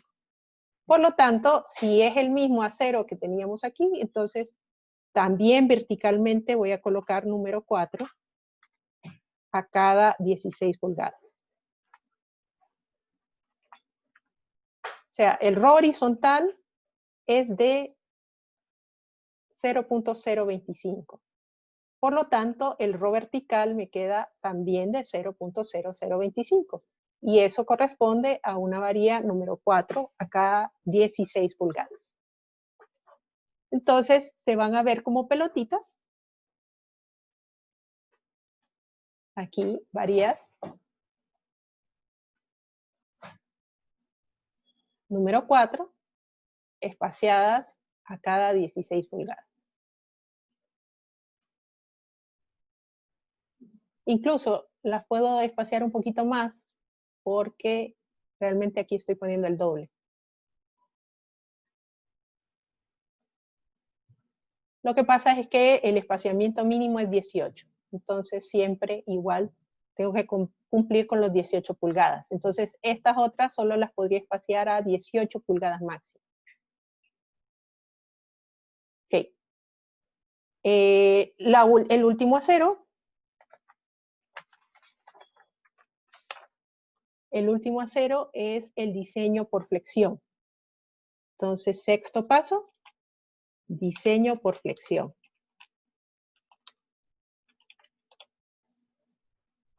Entonces, para eso necesito calcular el momento último ya no en el cortante, sino que en el fondo, en la base. Ya no aquí, sino que en la base. Entonces, la diferencia está en que este momento, con el anterior, ya no le voy a quitar los 7.5 a los brazos, sino que el momento, vamos a borrar esto,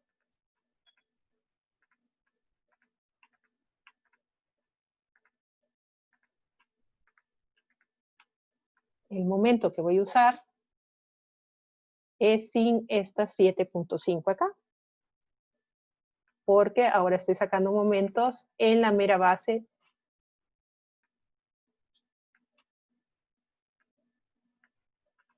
de mi muro. Entonces, si son tan amables, aquí sí necesito volver a calcular acá.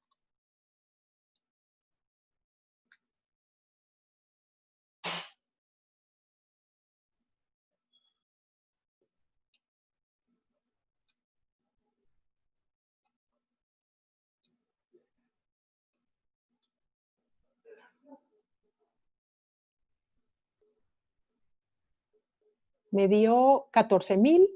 Si alguien me revisa, por favor. 14.343.75. Ah, no, si lo tengo buena. Solo me había equivocado en el anterior. Ok, ese es el momento. 900. No sé qué Sí. tengo malo. Pero así le dio. No, 14.000. me No. dio 12.900. No sé qué tengo malo. Creo que alguna multiplicación. Ya. Pero sí me dio, me había dado esto antes, o sea que aquí sí lo calculé bien. Entonces, por eso digo yo que está bueno. Entonces, estos son KIPS pies. Como es el diseño por flexión, puedo usar la misma hoja de Excel que hicimos para vigas. Entonces, vamos a anotar este momento, 14.343, lo voy a anotar aquí en una hojita.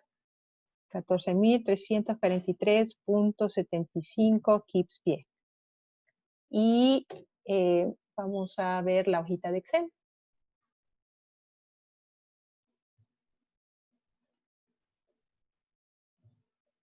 Entonces, tenemos la hojita de Excel. Vamos a ver cómo hago para compartir.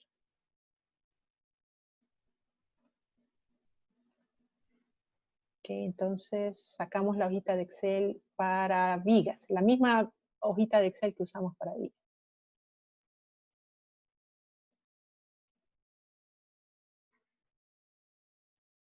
Ah, sí, a Richard le dio lo mismo, entonces estamos bien.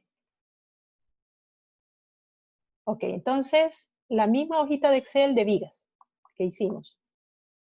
La resistencia del concreto, como les decía, 280 es equivalente a 4.000 PSI, entonces estamos bien. El FY es grado 60, que equivale a 4.200 kilos por centímetro cuadrado. Entonces, tenemos que es una viga rectangular. Esto es como que nosotros tuviéramos esta viga así, con el peralte efectivo que nos había dado era toda esta altura, como que vamos a calcular el armado que está aquí abajo, y el peralte efectivo D era igual a 172.8 pulgadas, ¿verdad? Este era la altura de la viga. Y el espesor de la viga, el ancho de la viga, es el espesor del muro, que en este caso es 10 pulgadas. Entonces, si pasamos esas pulgadas a centímetros, da 10 por 2.54. Tenemos que esto es equivalente a 25.4 centímetros. Entonces, este sería el ancho de mi viga. Entonces, aquí en los datos de la viga, en el ancho, en el BW, el ancho le voy a poner 25.4 centímetros. Entonces, si se fijan, ¿qué es lo que le he cambiado? Revisó que el F'C, que el FY, el ancho de la viga, la altura de la viga, tengo que poner esto, pero realmente no me interesa la altura, sino que el peralte efectivo. Entonces lo voy a modificar ahí abajo para que sea el peralte efectivo. Y el momento nos dio, momento último, nos dio, según anoté aquí, 14.343.75 kips por pie. Entonces, eso lo tenemos que transformar a kilogramo metro. Entonces, yo había hecho ya la conversión y me salía 198.000, no, perdón, 1.983.094.52 kilogramo metro. Equivalente, ¿verdad? Estos kilolibra pie los transformé a kilogramo metro y me da todo este número grandote. Entonces, acá este momento de aquí, momento último, es de 1.983.094.52. Ni me cabe. Kilogramo metro. Y voy a escoger una varía grande, ¿verdad? Voy a escoger varía número 9, podemos probar. como les digo, el recubrimiento lo usamos para calcular el peralte efectivo, pero mejor el peralte efectivo de un solo, lo voy a poner aquí. Entonces el peralte efectivo es de, esto es igual a, multiplico 172.8 por 2.54 para pasarlo a centímetros, me da 438.91 centímetros. Entonces ese es mi peralte efectivo, lo pongo acá. En vez de modificar la altura ahí arriba, porque no es lo mismo que esta, entonces el peralte efectivo lo voy a poner como 438.91. Eso me da 21 barras número 9, un montón.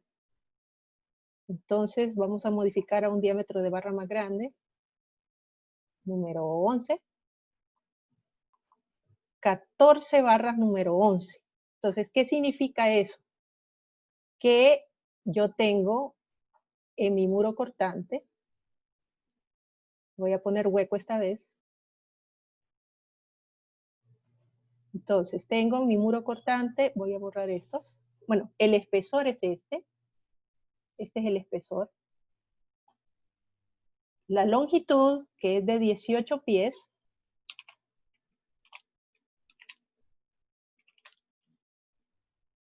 Y el armado va a ser el siguiente. Voy a tener un anillo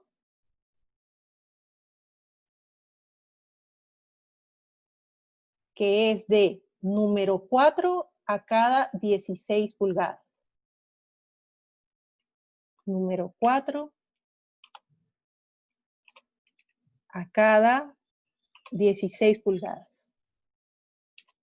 También necesitaba número 4 a 16 pulgadas vertical, pero como le iba a poner doble cama, entonces podría ser la mitad.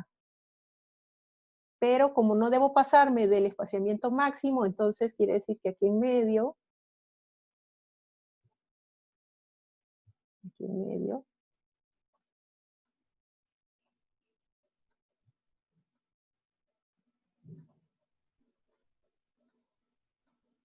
en estas verticales, voy a poner estas verticales, estas pelotitas, perdón, me equivoqué de dirección de la flecha, pero bueno, ahí sería número 4 a cada 18 pulgadas. Tal vez podría probar con número 3 para que no fuera tan grande, pero ese es otro día. Y en los extremos de la viga, yo tengo que colocar estas 14 barras. Entonces quiere decir que puedo colocar 7 aquí,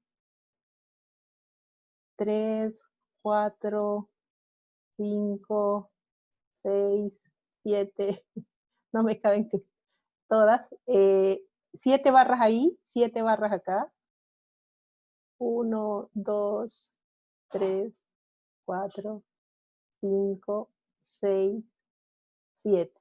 Y lo mismo en el otro extremo, porque no sabemos cuándo el viento va a venir del otro lado. Entonces tenemos que poner 1, 2, 3, 4, 5, 6, 7 barras aquí y 7 barras acá abajo.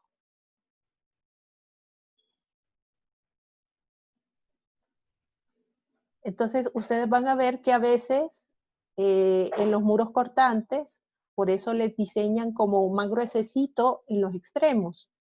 Es decir, que para que quepan tantas barras, a veces en 10 pulgadas no es suficiente, entonces les hacen como cabezas acá en los extremos para que quepa más barras. O sea que al final el muro tiene como una forma así.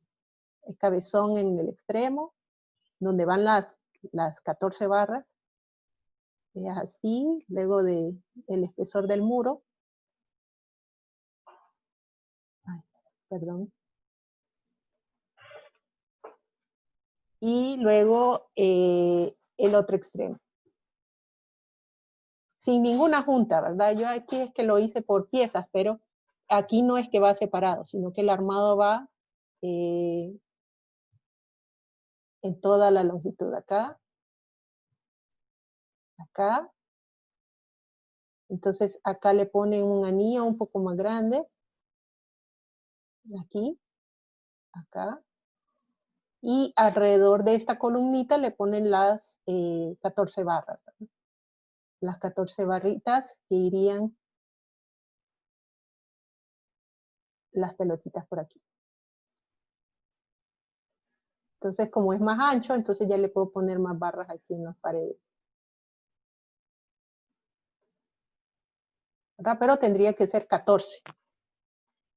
No sé si tienen alguna duda.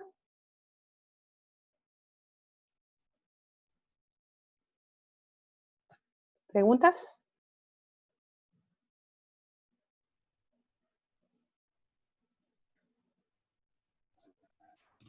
No, ingeniero. Bueno, ese es el diseño del muro. ¿Cómo predimensionar el muro? La verdad es que uno lo que hace, como les mostraba en planta, era que yo pongo todas las paredes que pueda tener sin agujeros, sin ni siquiera ventanitas de baño, ¿verdad? Entonces, a toda la altura del edificio no puede tener ventanas.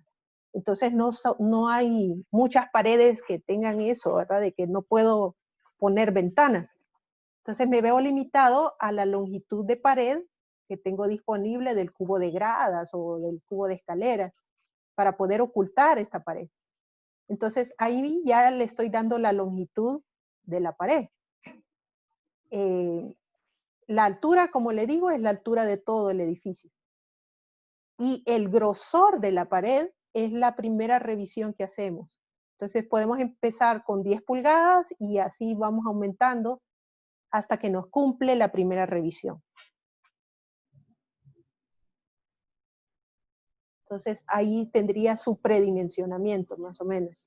La longitud que tiene disponible de pared, la altura de todo el edificio y el espesor es la primera revisión que hicimos, ¿verdad? Puede comenzar con 10 pulgadas y luego ir aumentando.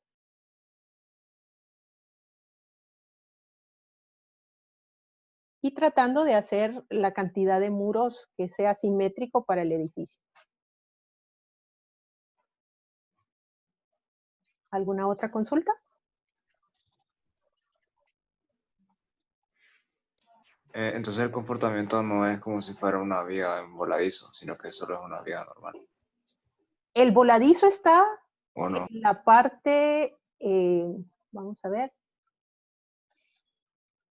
si tengo, el voladizo está en que yo tengo aquí el empotramiento. Y si usted se fija, por eso es que saqué momentos de todas estas cargas por sus brazos, como que aquí estuviera empotrado, en la parte de acá abajo del muro.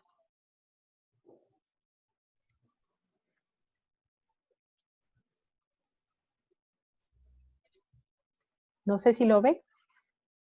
Ok, entonces prácticamente el refuerzo no se considera. El refuerzo principal es el Ajá. refuerzo horizontal. Luego, Sí, esa era la pregunta. el refuerzo vertical sería por fórmula, ¿verdad? El acero mínimo. El refuerzo vertical es por fórmula. Aunque si rige como que si esto es una columna, si tengo bastante carga axial, entonces voy a tener bastante de columna. Entonces tendría que revisar el muro como columna, pero ahí tendría que hacer el diagrama de interacción, ¿verdad? Pero casi siempre en estos muros son más altos que anchos. Entonces casi siempre gobierna la flexión, que fue lo último que hicimos. Y por lo tanto lleva más refuerzo en los extremos del muro, así como un montón de refuerzo en estas orillas. Entonces lleva un montón de refuerzo aquí, en los extremos del muro, como que si fuera una viga. Y lleva en los dos extremos porque estoy asumiendo que esta carga que está acá se revierte y podría trabajar en este otro sentido. En este otro sentido. Entonces todas estas cargas podrían revertirse y trabajar así. Entonces por eso pongo el mismo refuerzo que pongo aquí en este extremo, lo pongo en este extremo. Entonces los refuerzos principales son los de los extremos y los horizontales, que son por cortante. Estos son los anillos, como quien dice, de una viga en voladizo acá.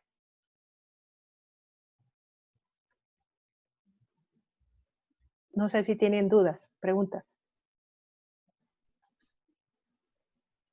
Yo podría ir disminuyendo el armado también a la altura del muro. Todo lo que hice ahorita lo calculé a la sección crítica del muro, pero yo lo puedo ir calculando para cada entrepiso, por ejemplo.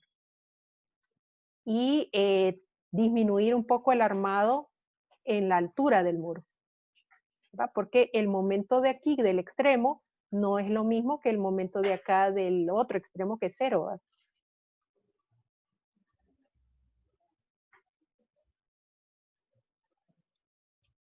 Ingeniera, la zapata se podría hacer como una zapata aislada. Sí, normalmente se diseña como zapata aislada. Solo que tiene este momento, esta carga axial, que le falta un poquito de carga porque esta lo calculamos a 7.5, ¿verdad? Entonces sería solo con 60. Y el cortante que el BU, que ya lo borré, lo que lo tenía por acá, el BU que calculamos, que es la suma de estas 4 cargas, ese es el BU. Y con eso diseña la zapata aislada. Solo que le va a salir una zapata enorme, ¿verdad? Porque este momento no es un momento pequeño. Ya vio que ni siquiera me cabía en la hoja de Excel. Sí. Si quiero, por ejemplo, en la hoja de Excel lo puede ver, disminuir un poco el armado, esas 14 varillas.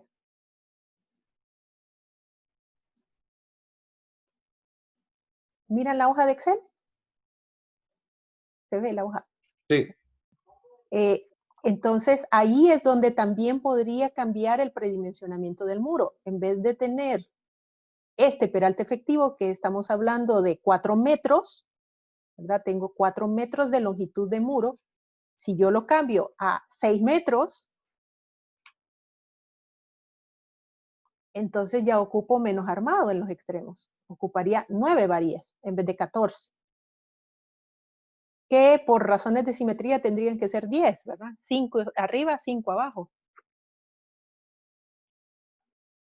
Pero ya ocuparía menos varillas. Y estamos hablando de varillas número 11. Vamos a ver, tal vez varillas número 9. Número 9 serían 14 varillas número 9. 7 arriba, 7 abajo siempre, pero número 9 en vez de número 11. Pero tuve que aumentar la longitud del muro 2 metros más. Entonces ahí dependería de si tiene espacio para localizar estos 2 metros más de muro.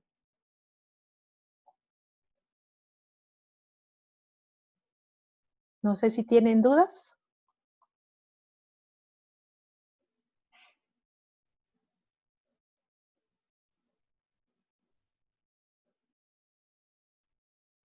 Bueno, si no hay dudas, entonces feliz fin de semana.